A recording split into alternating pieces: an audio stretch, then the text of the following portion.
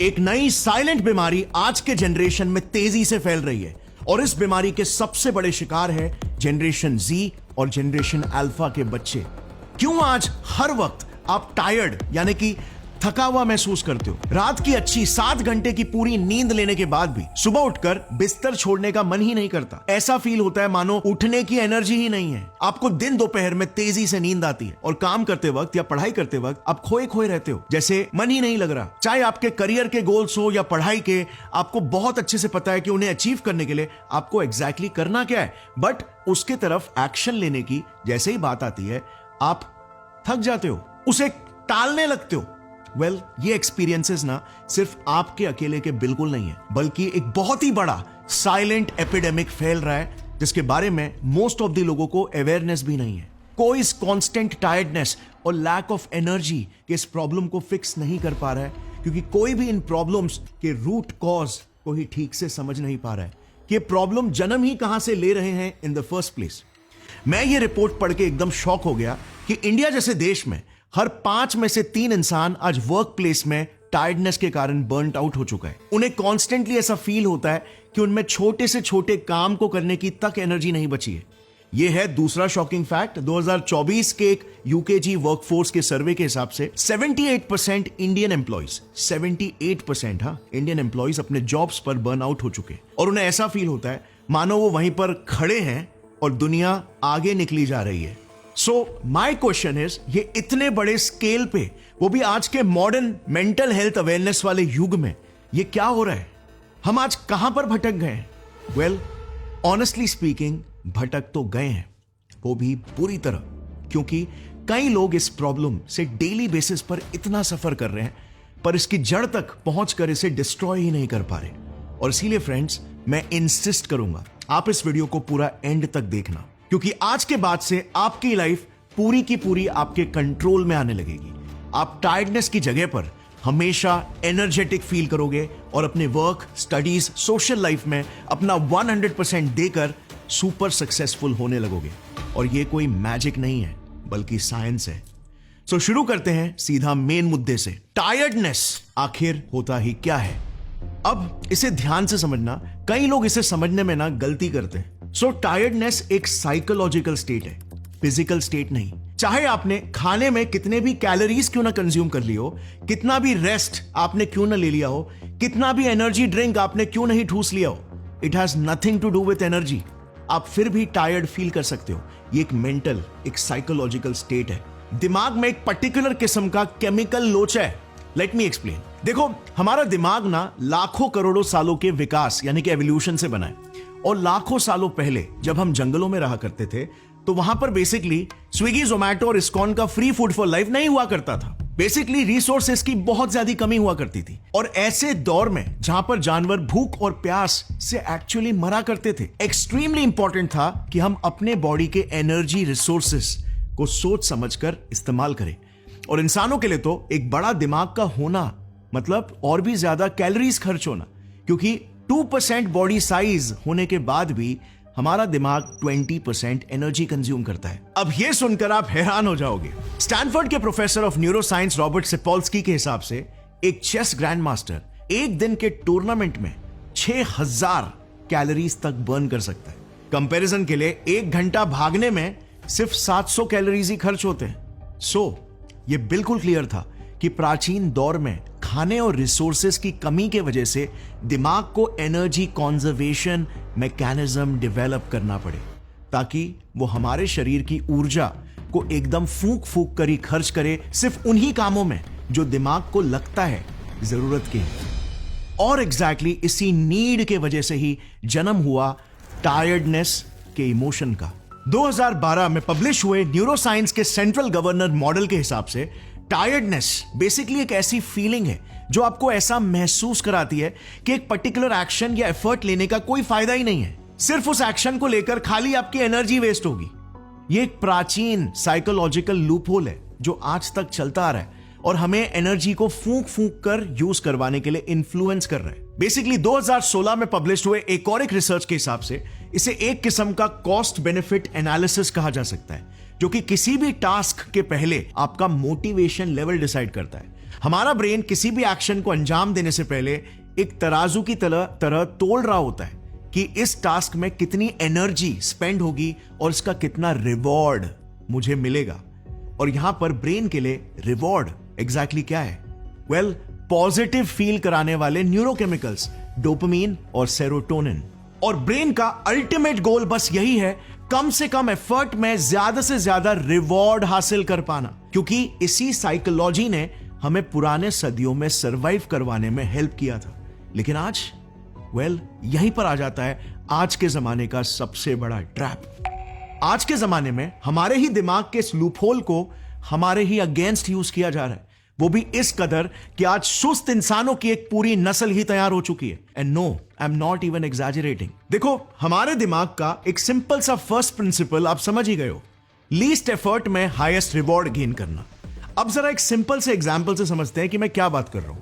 हमारा दिमाग हमें खुशी, मोटिवेशन और फीलिंग ऑफ एनर्जी देता है प्राइमरीली डोपामिन हार्मोन से।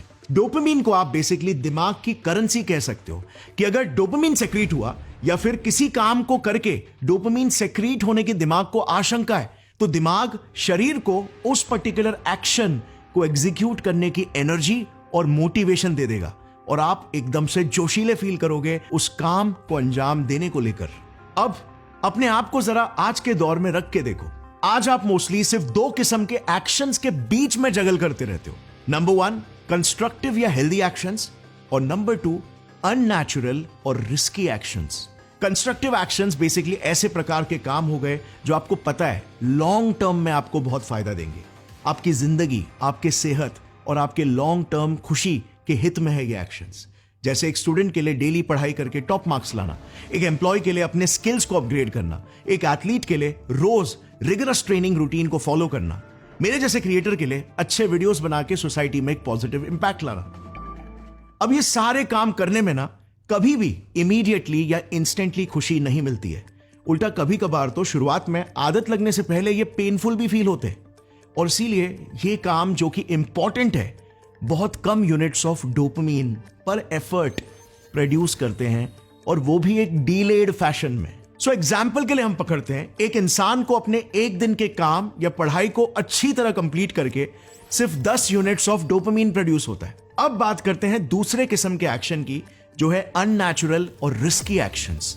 ये एक्शंस एकदम लो एफर्ट के होते हैं बट दिमाग को हाई रिवॉर्ड प्रॉमिस करते हैं, और यूजुअली ये अननेचुरल भी होते हैं क्योंकि टेक्नोलॉजिकली एडेड होते हैं। जैसे घंटों तक इंस्टाग्राम स्क्रॉल करना, एक ही दिन में पूरा वेब सीरीज खत्म कर देना, इंपल्सिवली भूख मिटाने के लिए किसी फूड डिलीवरी ऐप से अनहेल्दी खाना मंगवा लेना। ये सब काम एक्सट्रीमली लो एफर्ट है बट एक्सट्रीमली हाईली रिवॉर्डिंग है, क्योंकि ये अननेचुरली इंजीनियर्ड है। आज के दौर में अगर आप देखोगे तो बेस्ट से बेस्ट न्यूरोलॉजिस्ट, न्यूरोसाइंटिस्ट और साइकोलॉजिस्ट पेशेंट्स की ट्रीटमेंट नहीं कर रहे, बट बड़े बड़े कंपनीज के लिए काम कर रहे हैं, जिनका प्राइमरी एजेंडा बस यही है, कस्टमर को कष्टहीन बनाना।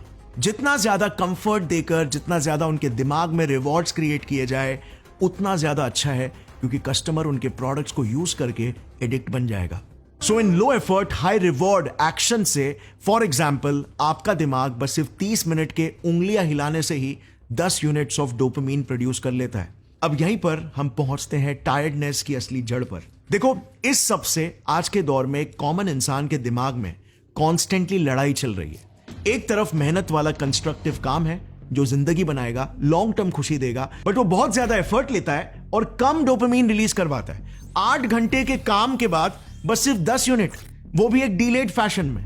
और वहीं पर दूसरी तरफ बस 30 मिनट के उंगली हिलाने में फटाक से पहले मिनट से ही डोपामिन रिलीज होना स्टार्ट हो जाता है। अब ब्रेन की भाषा में एकदम सिंपल है, wherever there is less effort and high reward, action will always follow। और इसीलिए फिर हमारे दिमाग का वो एनर्जी कॉन्जर्वेशन का लूप होल किक स्टार्ट हो जाता है। कम से कम एनर्जी में ज्यादा से ज्यादा डोपामिन, और नतीजन दिमाग एक्स्ट्रा एफर्ट लेने के थॉट से ही हमें टायर्ड फील करवाने लग जाता है। यार सिंपल सी बात है, अगर मुझे कम काम करके वही करेंसी मिल रही है तो मुझे ज्यादा काम करने की जरूरत ही क्या है। इसे कहते हैं मेडिकली डोपामिन डिसेंसिटाइजेशन, और आज का मॉडर्न अनरेगुलेटेड लाइफस्टाइल इसका सबसे बड़ा कारण है। अब इसके एग्जैक्ट सॉल्यूशंस क्या है ना, इसके बारे में हम डिटेल में बात करेंगे, बट साइंस चैनल पर मैं आपको बिना साइंस समझे थोड़ी ना छोड़ने वाला हूं, और वैसे भी प्रॉब्लम के रूट को अगर आप नहीं समझो तो आप बदलाव ला ही नहीं सकते। और इसीलिए अब मैं आपको ना एग्जैक्टली न्यूरोलॉजिकल लेवल पर बताता हूं कि आपके ब्रेन में क्या हो रहा है और कैसे ये चीज साइलेंटली आपके मोटिवेशन को डिस्ट्रॉय कर रही है। सो वेरी इंटरेस्टिंगली, हमारे दिमाग का विकास ना पीछे से आगे की तरफ हुआ था। मतलब स्पाइनल कॉर्ड से होते हुए जो हमारे पीछे के ब्रेन रीजन्स है ना, वो सबसे प्राचीन दिमाग है जो हमारे एंशिएंट जानवर पूर्वजों में भी हुआ करते थे। इस ओल्ड ब्रेन को कहते हैं limbic system. So obviously limbic system में हमारे सारे एनिमल बिहेवियर्स की कोडिंग है कि भूख लगी तो खाने की तरफ भागना है, मेटिंग या रिप्रोडक्शन के लिए अर्जेस आना, एंड इवन फाइट और फ्लाइट रिस्पॉन्स भी लिम्बिक ब्रेन से ही आता है। और इन सभी रिएक्शंस को ट्रिगर करने के लिए डोपामीन भी जरूरी था। सो डोपामीन प्रोडक्शन भी हाइपोथैलेमस में ही होता है, जो अगेन लिम्बिक सिस्टम का ही एक पार्ट है। अब हमारे दिमाग का वो भाग कौन सा है जो हमें इंसान बनाता है? ये भाग हमारे दिमाग का सबसे लेटेस्ट पार्ट भी है। वेल, जस्ट हमारे फोरहेड के भीतर प्रीफ्रंटल कॉर्टेक्स जिसे कहते हैं। ये सिर्फ लिमिटेड मैमल्स और हमारे बंदर पूर्वजों में ही डेवलप हो पाया, और आज इस पर मल्टीपल रिसर्चेस, सिमुलेशंस और स्टडीज के बाद हमें यह पता चला है कि हमारा प्रीफ्रंटल कॉर्टेक्स या पीएफसी ये हमें ह्यूमन बनाता है। लैंग्वेज, वर्ड्स, लॉजिक, इमोशंस को समझना, उसे प्रोसेस करना, एम्पैथी, फ्यूचर का एक विजन देख पाना और उस फ्यूचर की प्लानिंग करना, ये सब प्रीफ्रंटल कॉर्टेक्स ही करता है। और यही भाग हमें एक इंटेलिजेंट, रैशनल और सोशली साथ मिलकर तरक्की कर पाने वाली स्पीशीज बनाता है। इसके बिना हमारा लिम्बिक सिस्टम टेक ओवर कर लेगा, जो पूरी तरह से एनिमल इंस्टिंक्ट्स पर ही चलता है। एक ऐसा ही केस आपको याद होगा, फिनियस गेज, एक रेलवे वर्कर के साथ भी जो हुआ था, जिसके सर के आगे के हिस्से के पार एक मेटल रॉड गुजर गई थी और उसका बिहेवियर ड्रास्टिकली चेंज हो गया था। वो सेल्फ कंट्रोल खो चुका था और बिल्कुल जानवरों की तरह ही बिहेव करने लगा था। इसका detail video by the way मैंने ऑलरेडी बनाया है, जो आप इस वीडियो के बाद ऊपर आई बटन दबाकर देख सकते हो। काफी इंटरेस्टिंग केस है। सो दिमाग का सर्किट एकदम सिंपल है। ये देखो, सिंपल से एनिमेशन की मदद से इसे समझते हैं। इसमें 3 मेन पार्ट्स हैं जो आपके बिहेवियर या मोटिवेशन टू टेक एक्शन को डिसाइड करते हैं। नंबर 1 ये पार्ट जो लिम्बिक सिस्टम है, नंबर 2 ये प्रीफ्रंटल कॉर्टेक्स, और नंबर 3 ये इंसुला जो कि एक डिसीजन मेकिंग हब है। अब होता क्या है ना, इंसुला को हर दम 2 पार्ट्स लिम्बिक सिस्टम और प्रीफ्रंटल कॉर्टेक्स से सिग्नल आ रहे होते हैं, और उन दोनों ही सिग्नल्स को समझकर उसे डिसीजन लेना होता है कि क्या एक्शन लिया जाए। अब यहां पर प्रीफ्रंटल कॉर्टेक्स समझदार हिस्सा है, यह सब समझता है कि आपकी भलाई किस एक्शन को लेने में है, बट वहीं पर लिम्बिक सिस्टम नादान है। दिल तो बच्चा है जी, आपने सुना है ना, वो असल में दिल नहीं, वो यही लिम्बिक सिस्टम है। इसे सब चाहिए, जल्दी चाहिए और लो एफर्ट में भी चाहिए, इसीलिए ये इंपल्सिव और इंस्टिंक्टिव है। मगर लिम्बिक सिस्टम क्योंकि सबसे पुराना हिस्सा है ब्रेन का, तो वो नेचुरली ज्यादा डोमिनेंट भी है।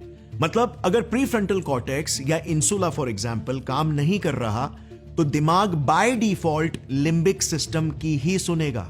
जैसे इस कैम्ब्रिज गैम्बल टास्क एक्सपेरिमेंट ने प्रूव किया कि डैमेज प्रीफ्रंटल कॉर्टेक्स या इंसुला वाले लोग ज्यादा इंपल्सिव हो जाते हैं और रिस्कियर गैम्बलिंग करने लगते हैं। अब जब हम उन एक्टिविटीज में ज्यादा इन्वॉल्व होने लगते हैं जो हमें excessive short term gratification provide करता है, जैसे एंटरटेनिंग रील्स हो गए, सोशल मीडिया, मूवी स्ट्रीमिंग, तो इंटरेस्टिंगली प्रीफ्रंटल कॉर्टेक्स और एंटीरियर इंसुला का कनेक्शन और फीडबैक वीक होने लगता है और लिम्बिक सिस्टम इंसुला पर हावी होने लगता है, जिससे आप इंपल्सिव होने लगते हो। आप लो एफर्ट और हाई रिवॉर्ड वाले काम बिना सोचे समझे करते चले जाते हो, और यह सिलसिला समय के साथ बढ़ता चले जाता है, क्योंकि न्यूरॉन्स की दुनिया में एक सिंपल सा रूल है, neurons that fire together wire together. और इसीलिए अगर यह सिलसिला रिपीटेडली लंबे समय तक चलता रहा, तो आप बाय डिफॉल्ट एक इंपल्सिव पर्सनालिटी ही बन जाते हो, जिसका सेल्फ कंट्रोल बिल्कुल ही वीक हो जाता है और जिसका काम में भी मन नहीं लगने लगता। काम के बारे में सोचते ही आप टायर्ड महसूस करने लगते हो और छोटी सी छोटी चीजें भी आपको डिस्ट्रैक्ट करने लगती है। अब इसका उल्टा भी होता है। हाँ, इंसुला और प्रीफ्रंटल कॉर्टेक्स के बीच में रेसिप्रोकल कनेक्टिविटी होती है, यानी कि प्रीफ्रंटल कॉर्टेक्स और इंसुला के बीच दोनों डायरेक्शन में इंफॉर्मेशन एक्सचेंज होती है, यानी कि इंसुला भी प्रीफ्रंटल कॉर्टेक्स को इन्फ्लुएंस कर सकता है और प्रीफ्रंटल कॉर्टेक्स भी इंसुला को एक कैलकुलेटेड लॉजिकल पर्सपेक्टिव देकर आपके सब्जेक्टिव फीलिंग्स को इन्फ्लुएंस कर सकता है। अब प्रीफ्रंटल कॉर्टेक्स और इंसुला के बीच का कनेक्शन स्ट्रांग होता है by saying no, literally by saying no to short term gratification वाले एक्टिविटीज। काम करना जरूरी है, बट इंस्टाग्राम ओपन करने की उंगलियों में खुजली मच रही है, से नो। सुबह उठकर वर्कआउट जाने का मन नहीं कर रहा, से नो और वर्कआउट के लिए चले जाओ। Say no to junk food temptations. जितना ज्यादा आप अपने इंपल्सिव लिम्बिक सिस्टम के अर्जेस को ना बोलोगे, उतना ज्यादा आपका प्रीफ्रंटल कॉर्टेक्स और इंसुला का कनेक्शन स्ट्रांग होते जाता है। उतना ज्यादा आप डोपामिन डिसेंसिटाइजेशन के ट्रैप से भी बाहर निकलने लगोगे। आपको कंस्ट्रक्टिव कामों में, जैसे पढ़ाई, आपका जॉब, स्किल अपग्रेडेशन, इनमें मजा आने लगेगा। आपका विल पावर भी स्ट्रांग होने लगेगा। आप एक डिसिप्लिन्ड लाइफ जीने लगोगे, जो सारी चीजें आपकी ओवरऑल लॉन्ग टर्म हैप्पीनेस में कंट्रीब्यूट करेगी। Strength model of will power भी यही कहती है कि विल पावर एक मसल की तरह होती है, जिसे हमें रोजाना ट्रेन करना चाहिए by saying no to bad things and actually doing what you mean. और मैं जो कह रहा हूं, मेरे रिसर्च के सारे रेफरेंसेस आपको नीचे डिस्क्रिप्शन में मिल जाएंगे। ऐसा कितने बार होता है ना कि हमें बाहर के चटपटे खाने की आदत लगी होती है, तो हमें घर के खाने में स्वाद ही नहीं आता, या फिर ठंडा पानी पीने की आदत लगी होती है तो गर्म पानी गले से नीचे ही नहीं उतरता। लेकिन जब फिर हम ना बोलना शुरू करते हैं और घर का खाना शुरू करते हैं, गर्म पानी पीना शुरू करते हैं, तो उनमें भी हमें स्वाद आने लगता है।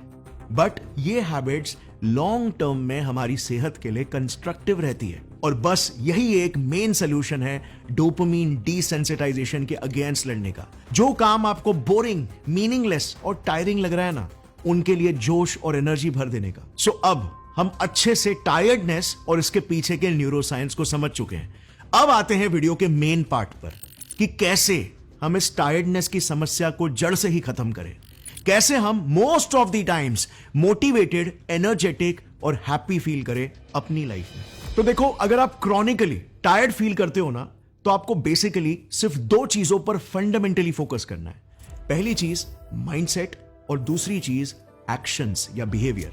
ये दोनों को मिलाकर आपकी एक लाइफस्टाइल बनेगी और वहां से आपका इंप्रूवमेंट आना शुरू होगा। चलिए समझते हैं कैसे। देखो, साइकोलॉजी के हिसाब से ना, आपके बिहेवियर में कभी भी लास्टिंग बदलाव नहीं आ सकता जब तक आप अपने माइंडसेट को बदलो। माइंडसेट लिटरली किसी भी चेंज का 80% होता है। भारी से भारी एडिक्शंस को भी छुड़ाने के लिए सबसे पहले माइंडसेट पर ही काम करना होता है। Because your behaviour will always stay congruent to how you identify yourself in your mindset. अब आज के जमाने में ना, सबसे बड़ी प्रॉब्लम क्या है पता है?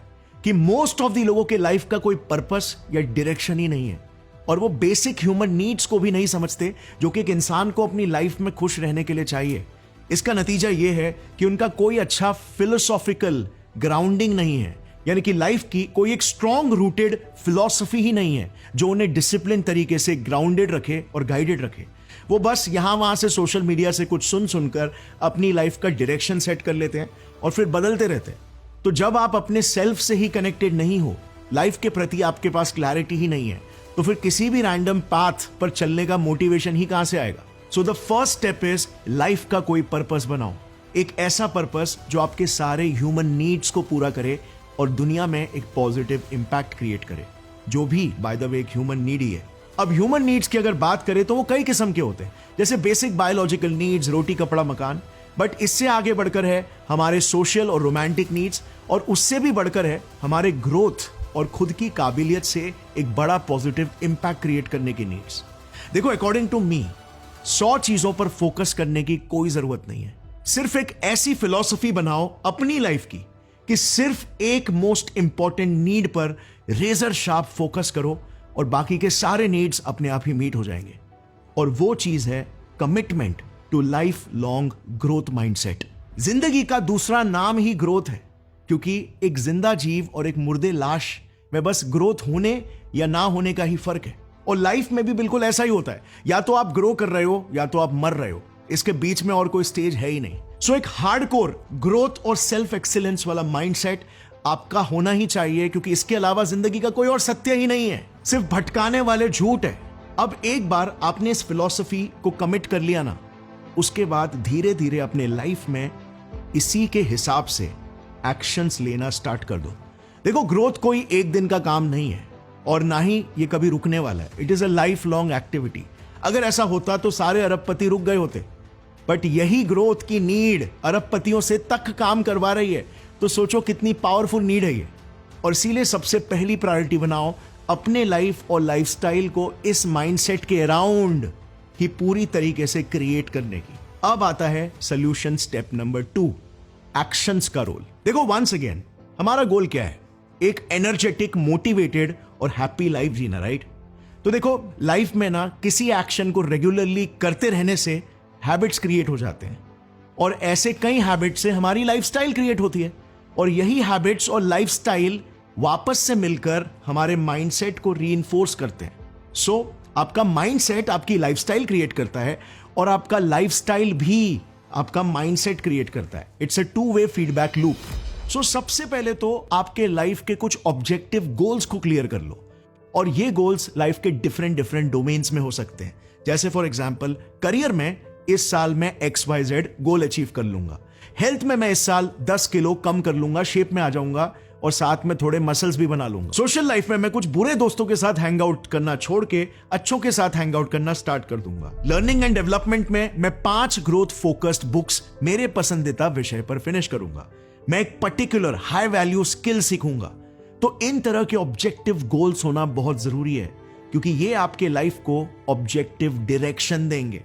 देखो आप गोल्स अचीव कर पाते हो कि नहीं वो अलग कहानी है, लेकिन लाइफ में सही डायरेक्शन मिलना ही 80% आपका गोल है।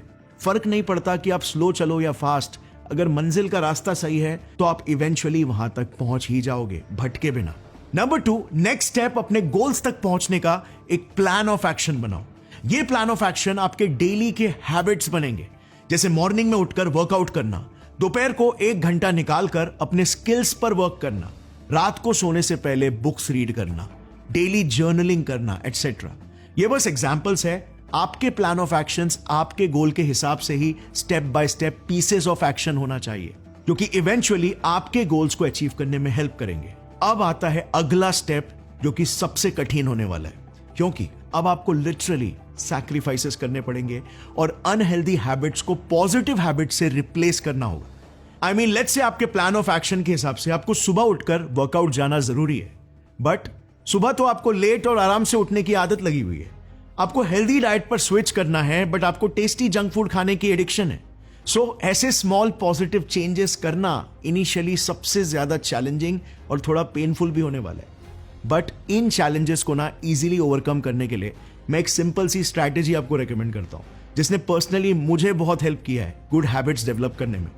देखो इसके लिए ना आपको थोड़ा सा साइंस ऑफ मोटिवेशन एकदम शॉर्ट में समझा देता हूं। सो एक्चुअली में ना हमें ऐसा लगता है कि मोटिवेशन आने से हम काम करते हैं, और इसीलिए हम मोटिवेशन आने का इंतजार करते रहते हैं, बट फैक्ट ये है कि मोटिवेशन एक्चुअली में काम करने से आता है। एक्शन से मोटिवेशन क्रिएट होता है, सिर्फ बैठे रहने से नहीं, और ये एक्सपेरिमेंट्स में प्रूव्ड है। डोपामीन एक्शन लेने से रिलीज होता है। इसके ऊपर एक पूरी किताब भी है, द मोटिवेशन मिथ करके। I will highly recommend that book to you. एक बहुत ही साइंटिफिक किताब है, नीचे उसका लिंक भी मैं डाल दूंगा डिस्क्रिप्शन में। सो बेसिकली आपको ना अपनी लाइफ में सबसे पहले कुछ पिलर हैबिट्स क्रिएट करने होंगे। ये वो हैबिट्स होते हैं जिनके ऊपर लिटरली दूसरे कई अच्छे हैबिट्स इजीली स्टैक हो सकते हैं। यानी कि अगर आपने ये पिलर हैबिट सेट कर लिए तो आपका पूरा दिन इजीली और अच्छे से सेट हो सकता है। जैसे मेरे लिए पर्सनली अर्ली मॉर्निंग वर्कआउट सबसे इफेक्टिव रहा है। जब भी मैं अर्ली मॉर्निंग वर्कआउट करता हूं तो सुबह सुबह मैं अपने माइंडसेट को ऑटोमेटिकली प्रोग्राम कर लेता हूं, मेहनत करके डोपामीन और सेरोटोनिन रिलीज करने के लिए, चीप और लेजी सोर्सेस पर डिपेंड नहीं होने के लिए। तो इससे पूरे दिन के लिए एक मोमेंटम सेट हो जाता है।